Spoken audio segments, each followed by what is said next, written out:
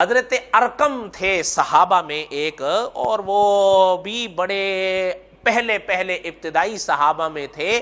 غالباً علماء نے لکھا ہے کہ یا وہ 6 نمبر پر تھے اسلام لانے والوں میں، یا 10ویں نمبر پر تھے۔ 6 مان لیں یا 10واں مان لیں، اگر کوئی غلطی میری ہوگی تو میری طرف سے 2 ہی قول ہیں ان کے بارے میں۔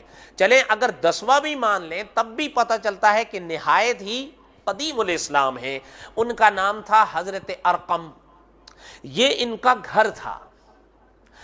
اس گھر میں صحابہ سنگ حضرت محمد الرسول اللہ کے صلی اللہ علیہ وسلم اکٹھے ہوتے تھے، اور باقاعدہ اسلام کی دعوت پر بات ہوتی تھی، حتیٰ کہ نماز بھی حضور یہاں ادا کرتے تھے جسے دار ارقم کہتے ہیں۔ اور کوئی بھی بات ہوتی تھی، اگر آپ اسے مشورہ بھی کہہ لیں جماعت کے لحاظ سے، تو صحابہ حضور صلی اللہ علیہ وسلم کے سنگ اکٹھے ہوتے تھے حضرت ارقم کے گھر۔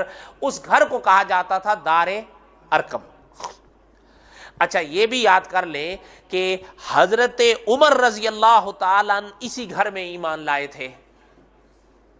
حضور سے جب ملنے آئے تھے تو حضور اسی گھر میں تھے، اور وہیں پر حضور سے انہوں نے گفتگو کی تھی اور ایمان لائے تھے حضرت ارقم کے گھر۔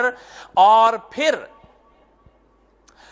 جب آپ کو یاد ہوں گے اسلامی بادشاہوں میں خلفاء میں ہارون رشید گزرے ہیں، ان کی والدہ جس زمانے میں حج پر آئی تھیں تو انہوں نے یہ گھر اپنی آنکھوں سے دیکھا تھا، جسے آپ کہتے ہیں نا صفا مروہ۔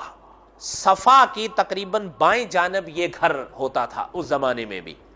اور پھر حضرت ہارون رشید مرحوم کی والدہ نے یہ گھر خرید لیا تھا، اور خرید کر اس جگہ پر مسجد تعمیر کی تھی، اور وہاں پر پھر نسلاً بعد نسلاً تقریباً 14ویں صدی تک مسجد رہی۔ آج وہ حصہ جو ہے وہ صفا مروہ میں شامل کر دیا گیا ہے۔ اب جب آپ صفا مروہ اللہ تعالی ہمیں لے جائیں، وہاں ہم صفا مروہ کریں نا، تو صفا مروہ میں آپ کو نشانی نظر آئے گی دار ارقم۔